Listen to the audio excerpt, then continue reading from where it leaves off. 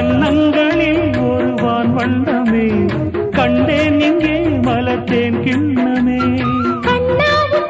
குழல் நாதங்களால் எல்லாரையும் இன்று குளிர்கின்றதே.